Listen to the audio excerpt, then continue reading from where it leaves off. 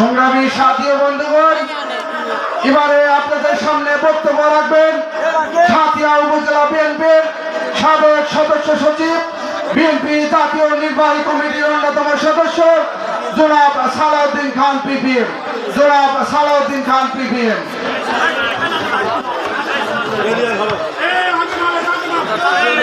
বিসমিল্লাহির রহমানির রহিম।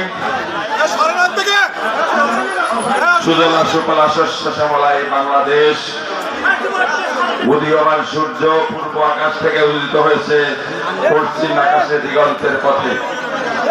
এমন এক মুহূর্তে বাংলাদেশ জাতীয়তাবাদী দল সাতিয়া পৌরসভা কর্তৃক আয়োজিত আজকের এই সম্বর্ধনা অনুষ্ঠান, এই অনুষ্ঠান সম্বর্ধনার কারণ নয় যে মানুষটিকে গণপ্রজাতন্ত্রী বাংলাদেশ সরকারের সম্মানিত প্রধানমন্ত্রী, আমাদের বিএনপির সভাপতি তারেক রহমান সাহেব যাকে বিশেষ সহকারী হিসাবে মনোনীত করেছেন, তিনি আর কেউ নাই, আপনার এই সাথিয়ার সেই ছোট্ট একটি গ্রাম। সেই গ্রামে যে মানুষটি যার জন্ম হয়েছিল তার নাম সাইদ বিন আব্দুল্লাহ। যখন মায়ের গর্ভে থেকে ভূমিষ্ঠ হয়েছিলেন তখনই আল্লাহ পাক মঞ্জুর করেছিলেন তিনি সেই সাথিয়ার বুকের পাশেই সেই আলফেরা থেকে লেখাপড়া করবেন।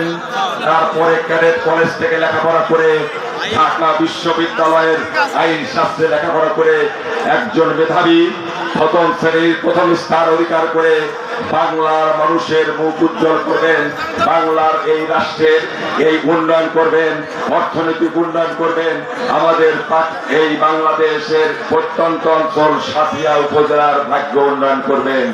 তারই আজকের অনুষ্ঠান। সবাইকে আজকের আয়োজনকে সবাইকে আসসালামু আলাইকুম। আমাদের বলার কিছু নাই, আমরা যাকে পেয়েছি তিনি আর কেউ নাই, আপনাদের একটি ছোট্ট শিশু বাচ্চা, যে বাচ্চাটির মাথায় রয়েছে অগাধ বুদ্ধি, মেধা, প্রজ্ঞা, যার জন্য মনোনীত করেছেন তাকে বিশেষ সহকারী। আমার তার কাছে আজকে জানতে চাই, গত 2.5 মাস ধরে এখানে নাকি জামাত ইসলামের শাসন চলছে। জামাত ইসলামের শাসন চলছে না শুনি। প্রশাসনে যায় জামাত ইসলাম, আপনার থানায় যায় জামাত ইসলাম, ইউএন অফিসে যায় জামাত ইসলাম। বাংলাদেশ জাতীয়তাবাদী দল বিএনপি ক্ষমতা এসেছে, বাংলাদেশের রাষ্ট্র শাসন করেছে বাংলাদেশ জাতীয়তাবাদী দল।